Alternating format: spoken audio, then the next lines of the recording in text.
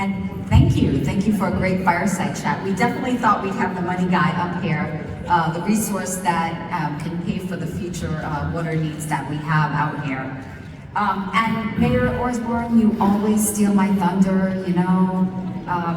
But yes, that is my conservation plan. You know, we hear all about conservation; it's important. So I think we need to start with your goodie bags there.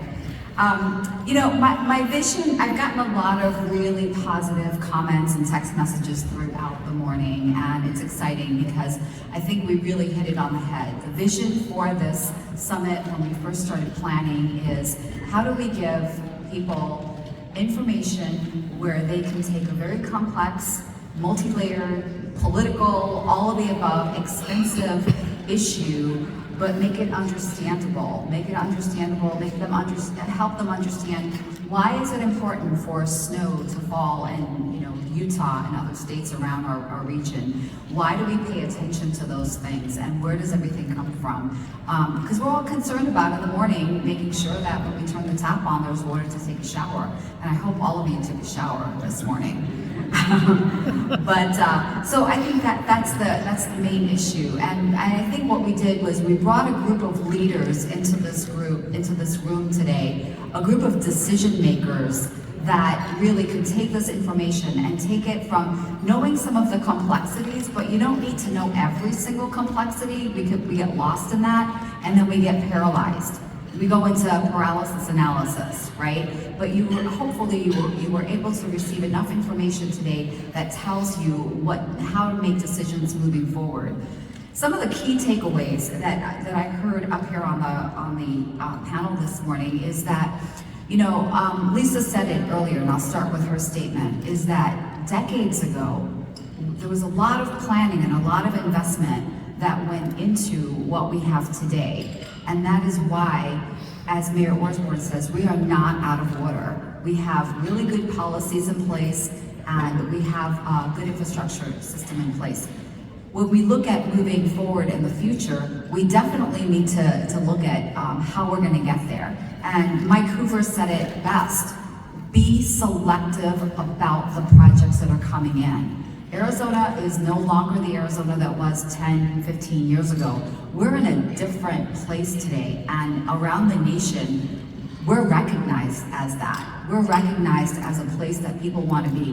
This is a high quality of life. We've got all the sports teams. I would be remiss if I didn't mention that. We've got all the sports teams in this area, which draws a lot of national attention, whether we think about it on a daily basis or not. There's a lot of focus from outside entities into our state because of the sports world that we have and a lot of the tourism aspects that we have here today.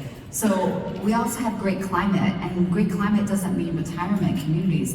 What it really means is a resilient environment for companies to build infrastructure, make multi-million, billion-dollar infrastructure investments and come here to Arizona, because there's been some natural disasters, as you know, around the nation in the last 5 years, where it's created unstable environments in the economic development world. So we have that as a plus. We have an incredible workforce in this region, in the West Valley and in Arizona, that a lot of other competing states or competing markets don't quite match up to us. When we look at industrial projects, and I'll pick on industrial for a second, when we look at industrial projects, a lot of those competing areas tend to be North Las Vegas. Have you driven to that area? Have you seen what's out there or what's not out there compared to what we have within a metro area, within the Phoenix metro area? It's night and day difference. So my message to you is have confidence in our communities and where we are today and what the state looks like today and what the region looks like today, because we are at the point where we can be selective. And if we're not selective and we choose projects or we let projects in that do not fit our community resource needs and situations, we are going to regret that, because we are going to miss out. We are going to be in that scenario where, you know, we do have a resource issue. One of the other things I've heard today is that with the Groundwater Management Act and other pieces, other policy pieces that we have in place, we are in a good position while we plan that next level of investment. We have enough water, like Mayor Orsborn said, we have enough water, and we have time to plan and fund infrastructure investments moving forward. But it does take an investment.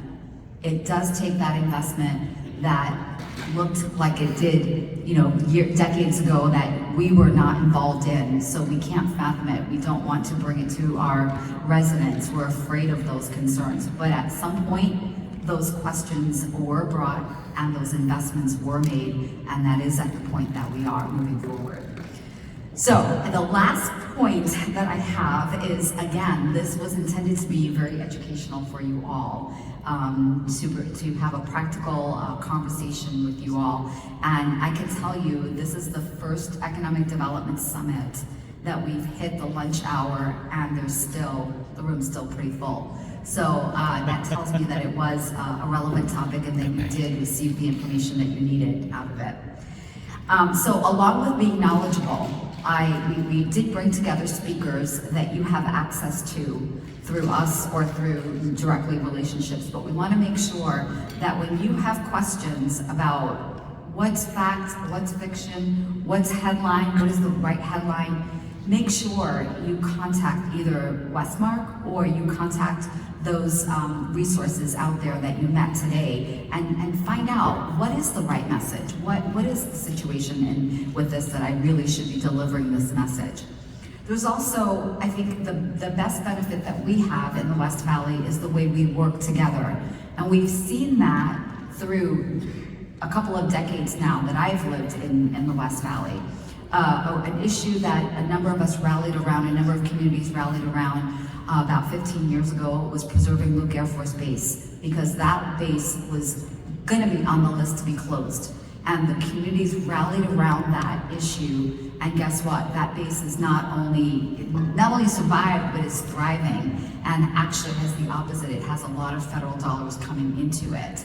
And so that taught me that this region and the elected leaders in this region really come together to make things happen, to move the region forward. So I have no doubt that this is the right room to make that happen in this precious resource area.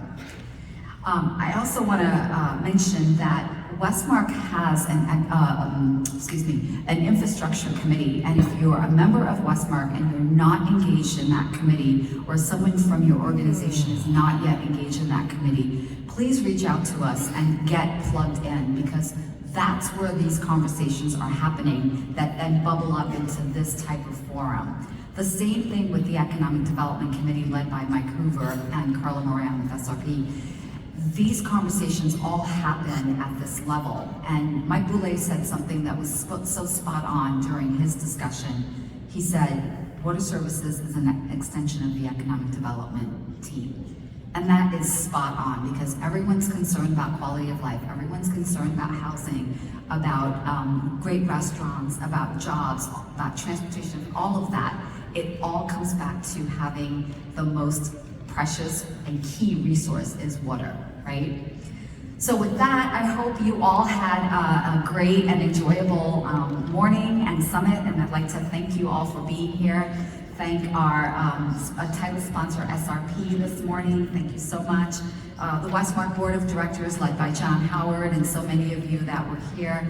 CAP, all of our speakers. We had a great lineup today. I hope I'm not missing someone. I'm getting a text here. Oh, it was a congratulations text. Thank you. And speaking of which, the WESTMARC team. This is a lot of work, as you all know, to put on an event for a group of over 400 people. And from the content of the discussion, rallying all the speakers, KJ handles that, all the logistics of the event, and marketing the event, Lauren and Sylvia, and then everything else to do. We're a team at WESTMARC, so Kevin, and then also while Emily is on vacation, she's on vacation in Europe, and she's emailing and texting about this event today. So really true dedication from a strong, great WESTMARC team. Couldn't ask for anything better than you all being here, and the great group of team members and sponsors that we have. So thanks again, and have a wonderful day, and don't forget, Whiskey is for drinking, water is for fighting, but you can't drink that whiskey until you enter your home this evening. I'm gonna be really hot.